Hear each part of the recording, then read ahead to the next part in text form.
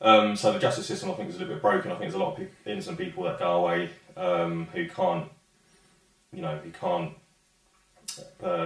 should we say, prove their innocence.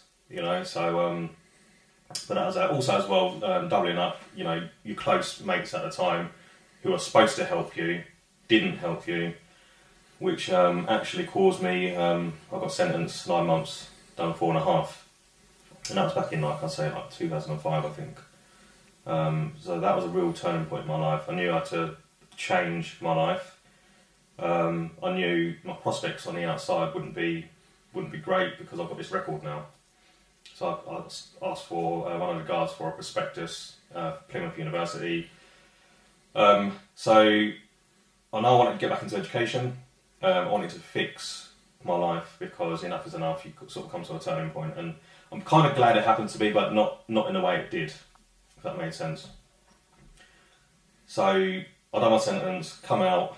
My mum wasn't pleased about me going away because it was just going to be, by then my brother's married now as well, and it's just going to be my little sister, my mum at home. So I had that stress as well, and that sort of potentially holding me back to brighten my future. And I think a lot of people have these sort of challenges, and I think you just need to do what you feel is best at the time. And that's exactly what I did. I moved away, done an access course into humanities, which is like a combination studies, which gets you ready for university. So I done that in Cornwall. I could have done it in Chelmsford, but I felt like there was going to be far too many distractions from the same people who put me away in the first place, sort of thing. Well, I thought, if I'm going to do this, I need to do it properly. So I moved away and smashed that access course. Come back up to London for I studied business finance. Finished that, and then I ultimately wanted to be a stockbroker or a trader. That didn't happen. After several attempts of ringing these companies and saying, look, I'll work for free, that actually didn't happen. So I fell into retail. After all that hard work, I fell into retail, but I needed money. At the time, that's all I sort of knew what to do. It's just that, I've got a bit of sales experience. I can pretty much I can get that job. I had one phone interview, face to face, and he just gave me the job straight away. So I stayed there for 2 years, and then one of my mates said, look, if you want a different opportunity, why don't you come do recruitment up in the city? I said, well, look, if you can get me in front of someone, yeah, I'll definitely do that. That happened, got the job, and then I stayed in recruitment for 5.5 years. But then, when I was sitting at my desk, it's all good at the very start, but then long hours. I've now got a family, now I've got a wife. Coming back on a train, not seeing them. I work locally as well, and it's the same sort of situation where you're still working long hours. By the time I left work, went to the gym, I was coming home, and they were in bed. So it's just like, this is not right.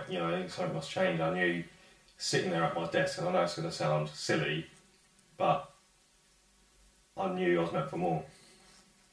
I didn't know what it was, but it's just this urge, I guess, inside, kind of like a calling.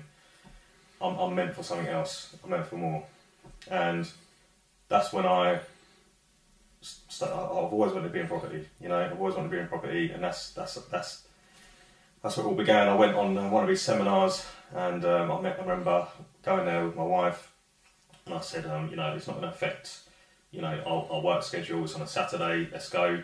Went and come out roaring like a lion. I was thinking, like, this is possible. Why isn't everyone doing this sort of thing? So and I guess like the rest is sort of history. So went there, had a fantastic time, and that sort of opened the floodgates, if you like, to information.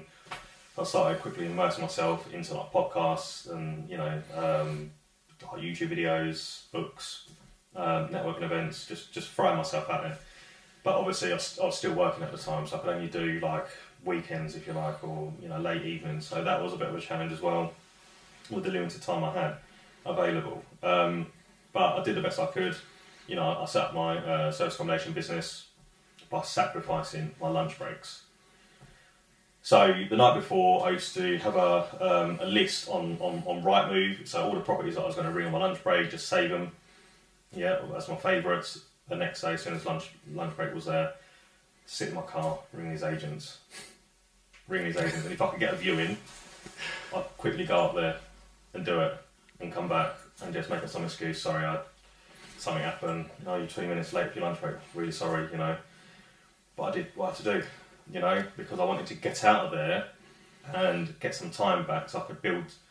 Ultimately, you know, what I want to do is charity work, you know, because I think we touched on it before, you know, there is going to be some point, and I truly believe so, that, you know, I am going to be wealthy, and there's going to be, yeah, there's going to be a point where I've got everything in my life, everything that I possibly want, and that's a point that I want to give back.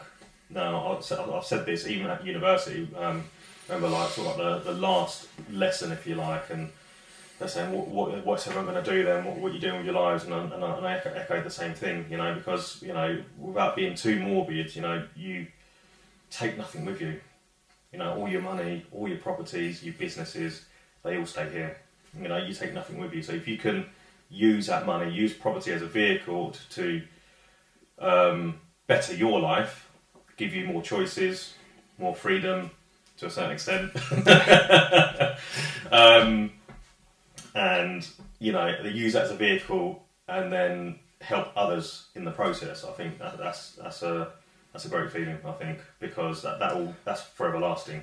You know, if you could build a school, for example, where in a deprived country, you know, that building will be there long after you die, you know, and educating hundreds of people each and every year. You know, I think that's important. If you can put in a water pump in a place where there's no water, plenty of them, to sustain life in that particular village, in, you know, any of these countries, I think that's the biggest fulfillment for me. You know, the money's great.